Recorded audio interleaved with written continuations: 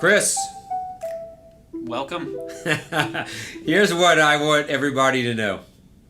We're going to say, both of us in just a minute, that this is episode 1 of season 1 and the prequel to episode 2. But that's not true. It's all of these things and none of these things. It's all of these things and none of these things, but I do think that it's incredibly important to mention that we just did record an entire podcast.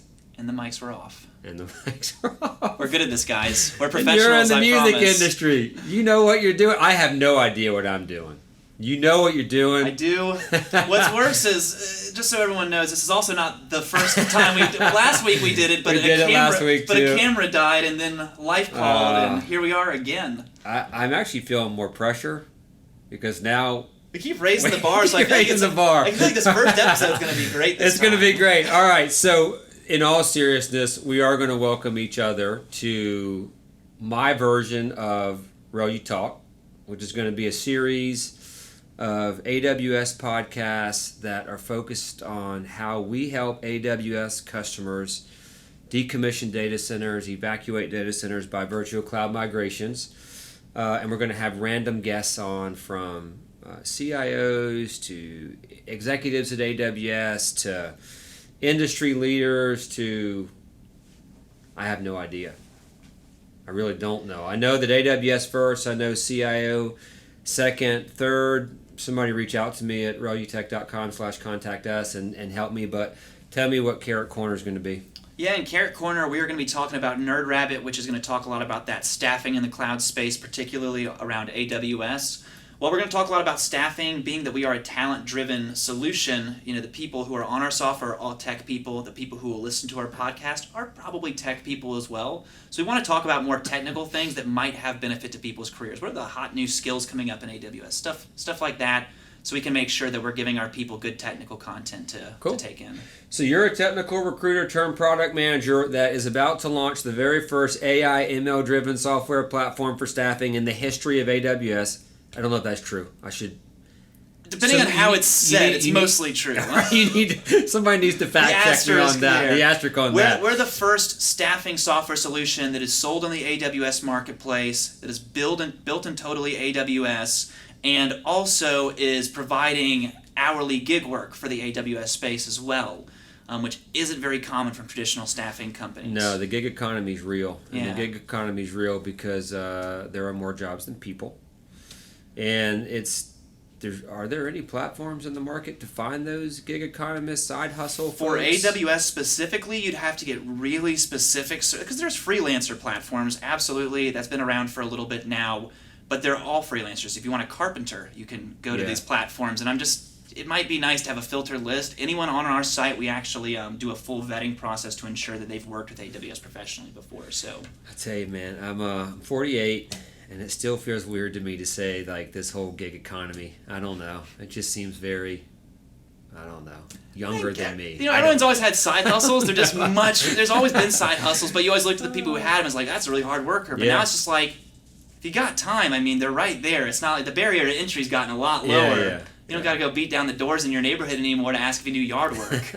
So tell me about me. I called you out as the product guy who's about to launch this massive platform on AWS, which is a big deal. We work for the same company. NerdRabbit is a ReluTech company. ReluTech is the parent. Our founder and CEO, a guy named Mark Metz, serial entrepreneur, has been doing this for a long, long time. Very specific to AWS, but I've got over 20 years of data center experience, and he has more than me. So I'm 48. You could do the math. He's seen the history. He's seen the history. So tell me about me. Tell me about me. Well, yeah, you're the president here at ReluTech. I mean, you started here a couple months before I did, and when I came over here as a technical recruiter. Are you serious? Yeah. Only a few months? So you were December of 2018, right? Late November 2018. Late November. Yeah. Because I remember, because you said you were pretty new there as well, and, this was because I started in February of 2019. Cool. And, it was just, I got in, I was on the talent side. Obviously, you were focused on that data center side as well as the talent side. ReluTech had a lot of go-to-markets going on, which really is where NerdRabbit kind of spun out from, just because it started becoming such a unique offering of its own. Yeah, so it's cool. I'm on the data center side. Yeah. Which is data center going away, hopefully. That's the goal. It will always That's be the goal. some of it, I think. You're on this side. Software, building, people, skills. So we've got this. They don't sound alike, like They at all. don't sound alike, but they support this same initiative, which is what's the most cost-effective way to get into the cloud. Because once you're there, it's cheaper. So think about this.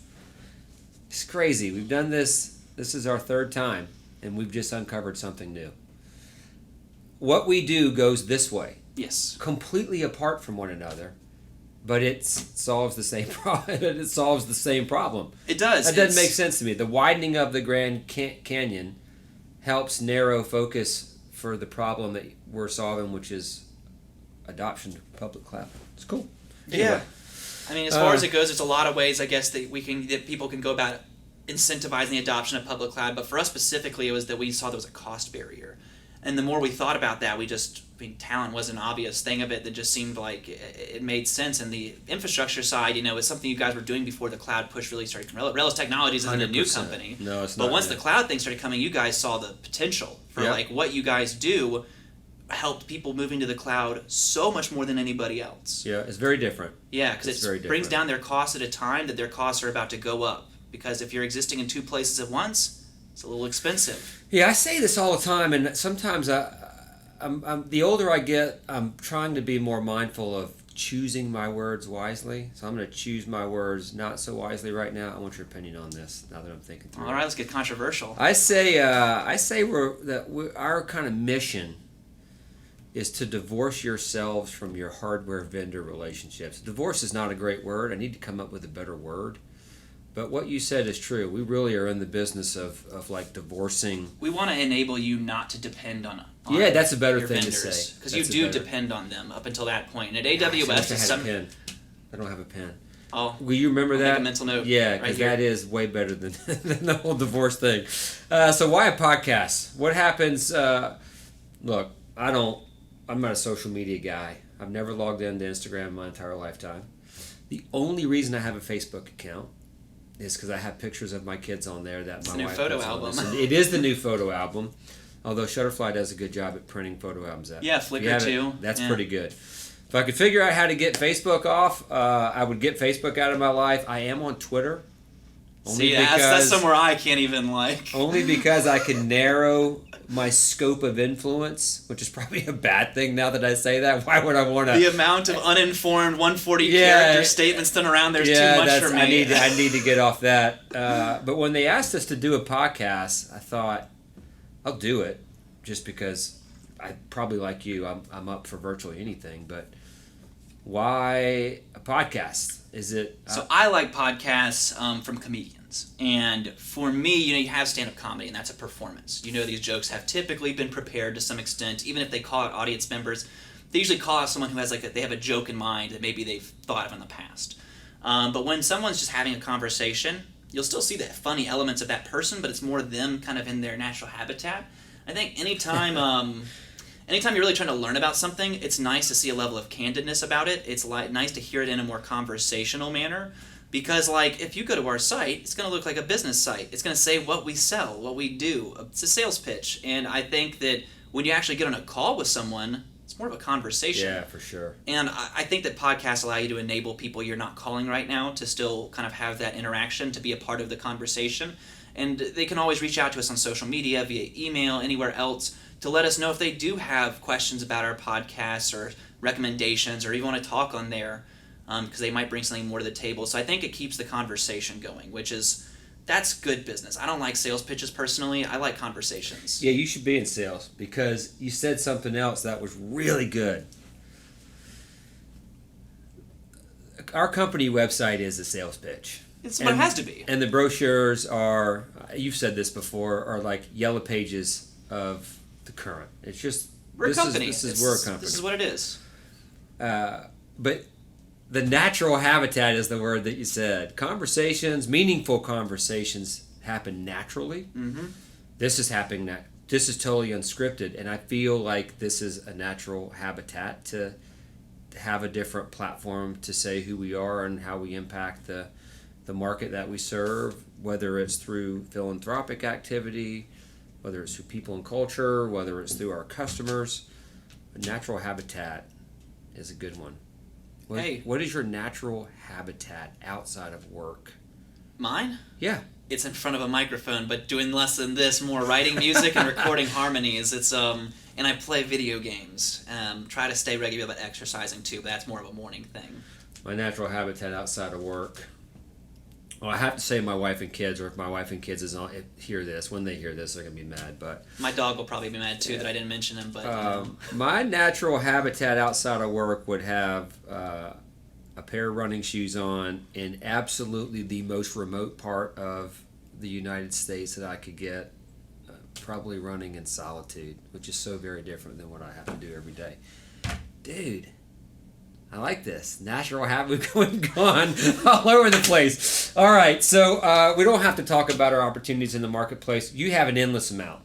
I think I read the other day, there's 60 more jobs available than there are people. Your opportunity is endless. You got a platform that's going to do what it's going to do, and whatever. You're going to grow enormously. For me, the opportunity is endless too. Data centers are going away over time. Public cloud adoption is going where it's going to go. So we have a lot to talk about, but I think as we kind of close out here, what are we going to talk about? Have we talked about this already? Well, yeah, I think we kind of talked about it a little up front, but what you guys can expect these next few weeks, from me at least, we'll be talking to more of these. First, early on, talking about our Nerdly platform, talking to some recruiting professionals, whether they're just recruiters or even people who are hiring managers at some companies we work with, to better understand the state of hiring here in a very unique time, not just from the COVID, but also the fact that the public cloud has really changed the job space, because when you talk about how there's more jobs than people, that's been a thing in IT for a while. There's just more jobs than there are these technically qualified people. It's only gotten worse in the cloud space. It's not gotten better. Like, there's less people. So you're getting an even smaller pool, and these people usually get paid really well and can find jobs very quickly. So it's very competitive. So we're going to dig through that a little bit and then give you more info on AWS technology so you can keep learning what's the new cool thing to learn. That's tough. I got to follow that up. That was really good, man. You're making me nervous. You're making me feel third time around. Habitat. So what can they expect from me in these next few episodes? I think this is a 4 to 5 series podcast, and then we're going to see if we're going to extend it. Does that sound right? Yeah, so I mean, as far as it goes, I think that's what the initial kind of schedule is right now, but I think if it's going well, there's this chance that this first season will go significantly longer, but we'll eventually start segmenting it, I think, a little bit more. Yeah. But it's our first one. Big learning curve. My expectations for the podcast are going to be, as I said before about the AWS executives and the regional CIOs and these industry leaders that we're going to have on, is really not talk about who ReluTech is and what we do, but more talk about why public cloud adoption is as rapid as it is, what happens to not just the divestiture of the assets in the data center, but think about this. In the 80s and 90s, companies built hundreds of thousands of square feet of physical data center space. They're huge, and they're in the middle of nowhere. They're in the middle, and no one is going to buy that and convert it into a jumpy house or a skating rink in the middle of nowhere. Well, Amazon always does need more warehouses, so I'm just saying there might be another go-to-market we can explore in the next few years. So we're going to talk about what is the life cycle of the physical building, what's the life cycle of the assets, and how does that transfer into the acceleration or the building of public cloud adoption. I'll be ReluTech, you'll be Carrot Corner. You'll do your thing, I'll do my thing. We'll do it together. Maybe at episode 5 we can come back and do this again together. I don't know. We can make it where each season starts maybe with a kind of a joint thing where we kind of collaborate on it. We can make sure we come back together every few episodes or so to kind of pull back to where the businesses have progressed since then, because we're working out of the same building here. Well, a lot of us are. I was about to say, be careful. But there's only 10 of us here. But there's no NerdRabbit office versus ReluTech. We're all here. I'm excited. To be honest, I'm a little nervous. This is new for me. It's definitely not new for you. Podcasting may be new for you, but being in front of the microphone is not. So I'm a little nervous. I'm excited. I think it's going to be awesome. It's going to be new.